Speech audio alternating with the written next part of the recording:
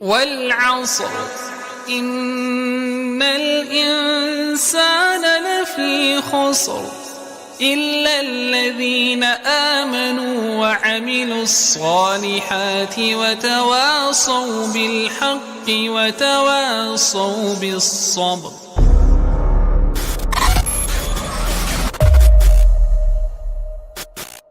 Salam alaikum wa rahmatullah la Oumma. Nous espérons que vous allez bien. Aujourd'hui, nous allons parler du temps. On le trouve parfois long, et à d'autres moments, il nous file entre les doigts.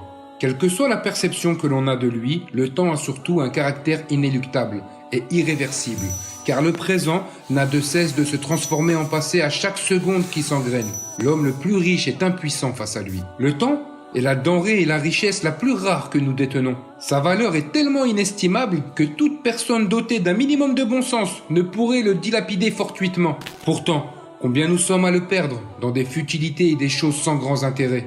Celui qui laisse son temps s'écouler sans chercher à en tirer profit pour se rapprocher de son Seigneur est à l'image de l'homme qui aurait chez lui un robinet de diamants et de rubis constamment ouvert et qui laisserait toutes ces pierres précieuses se perdre dans les égouts. Un bon jour, son robinet s'arrêterait et il s'en mordrait les doigts sans pouvoir revenir en arrière. Impossible. L'imam Ibn Qayyim disait que la perte de temps était pire que la mort. Car si la mort nous sépare des gens que l'on aime, la perte de temps nous coupe et nous éloigne d'Allah. Oh, combien sont dupés ceux qui croient rire et plaisanter, ceux qui croient que se divertir et profiter de leur vie, ceux que le diable a trompés en embellissant la distraction de ce bas monde. Qu'ont-ils préparé pour leur vie future? Qu'ont-ils construit pour l'au-delà? Quelles provisions ont-ils amenées pour le périlleux voyage de la mort?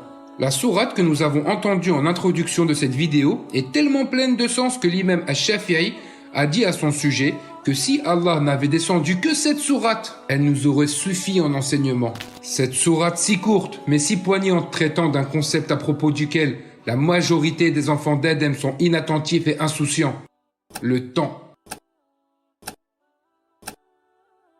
Afin d'illustrer l'importance de prendre soin de son temps et d'en profiter pour accomplir de bonnes actions nous permettant de nous rapprocher d'Allah, nous avons décidé de vous énoncer des paroles de nos pieux prédécesseurs et de leur souci de préserver leur temps.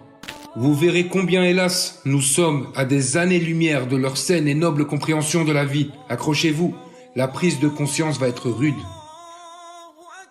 Pour suivre cette série ô combien bénéfique, nous vous conseillons de vous abonner à notre chaîne pour ne pas manquer nos futures vidéos. N'oubliez pas de liker la vidéo afin de la faire monter en tendance et de permettre au plus grand nombre d'en profiter. Plus la vidéo sera likée, plus YouTube la proposera en première page. Et n'oubliez pas, rendez-vous la semaine prochaine pour un nouveau épisode sur le temps en islam.